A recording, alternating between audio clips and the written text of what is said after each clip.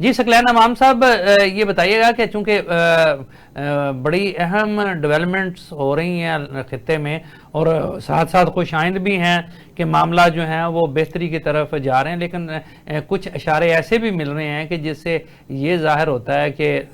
کہیں معاملہ خراب بھی ہو سکتا ہے. جس طرح آج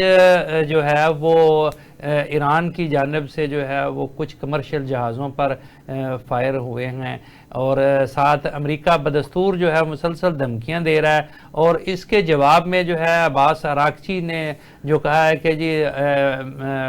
ٹرمپ جو ہے دستوں کا پاس کرے، ورنہ یہ جو ہے اس پر بات چیت شروع نہیں ہوگی، مذاکرات شروع نہیں ہوں گے امن معاہدہ کے حوالے سے. تو یہ بتائیے گا کہ کیا یہ سارا کچھ جو ہے ایرانی قیادت اتنی اگریسو جو ہو رہی ہے، یہ سارا کچھ جو ہے وہ اس کے پیچھے کیا معاملات ہیں؟ میاں صاحب، ہمیں دو چار چیزوں کو ذرا ایک ایران کی اندرونی سیاست کے پرسپیکٹو میں بھی دیکھنے کی ضرورت ہے. جو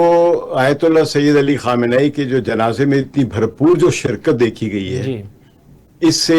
امریکہ یا اسرائیل یا مغرب اتنے پریشان نہیں ہیں، ہوں گے. وہ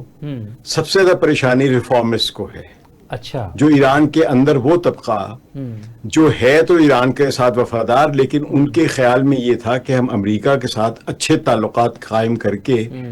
دوبارہ سے وہ رول اختیار کر لے جو شاہ کے زمانے میں کبھی ایران کا تھا، کہ وہ علاقے کا تھانے دار بن جائے. جی ٹھیک. اور ان کی یہ پوری یہ ریفارمز جو انقلابی، یعنی یہ اس قسم کے انقلابی ہیں جو اب کہتے ہیں کہ جی بہت ہو گیا امام حسین کے لیے رونا پیٹنا، بہت ہو گیا، ان کو پیسے بنائے جائیں تھوڑے سے.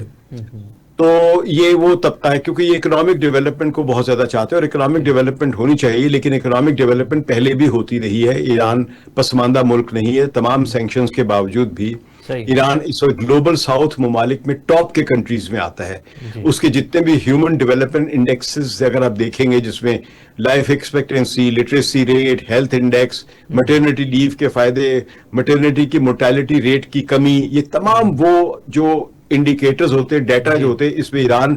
ٹاپ کے گلوبل ساؤتھ کے کنٹریز میں، ویسٹرن کنٹریز سے میں بھی بعض وقت امریکہ سے بہتر ان کی وہاں پہ ہے اس وقت یہ میٹرنیٹی فیسلٹیز اور دوسری mortality ریٹس جو ہیں، بچوں انفینٹ mortality ریٹ، یہ ایران میں امریکہ سے بھی بہتر ہے. تو ایران کا جو اپنا ہیلتھ سسٹم ہے، ایجوکیشن سسٹم ہے، یہ کسی بھی مغربی ملک سے آگے ہے، اگر اس کی کوالٹی اور اس کی آپ سمجھے کہ مفت انداز میں جو سارا کچھ مل رہا ہے. یہ مغربی ممالک میں اتنا مفت نہیں مل رہا ہے جتنا یہاں پہ مل رہا ہے، اور امریکہ میں تو بالکل ہی نہیں مل رہا ہے. تو ایران نے ترقی حاصل کی ہے، کہیں بھی پیچھے نہیں، پسماندہ نہیں رہا. انہوں نے پوری کی پوری اپنی اکانومی کو ایک ریزسٹنس اکانومی کی صورت میں بنا لیا ہوا ہے. لیکن ریزسٹنس اکانومی کا ایک نقصان یہ ہوتا ہے کہ آپ دنیا کی اکانومی کے ساتھ انٹیگریٹ نہیں ہوتے ہیں. تو اب جو کچھ ہو رہا ہے، جو ایم او یو میں جو جیسے میں نے ابھی عرض کیا تھا آپ کے ساتھ کہ آپ پرائیویٹ ایکویٹی فنڈ کے ذریعے جو پیسہ لے کر آئیں گے، اس سے ایران کے اندر وہ بورژوازی طبقہ، وہ امیر انڈسٹریلسٹ کلاس مضبوط ہوگی جو ریفارمز کے ذریعے اپنا پولیٹیکل ایکسپریشن کرتی ہے. یعنی ریفارمز اصل میں اس طبقے کو ریپرزینٹ کرتے ہیں، ایران کے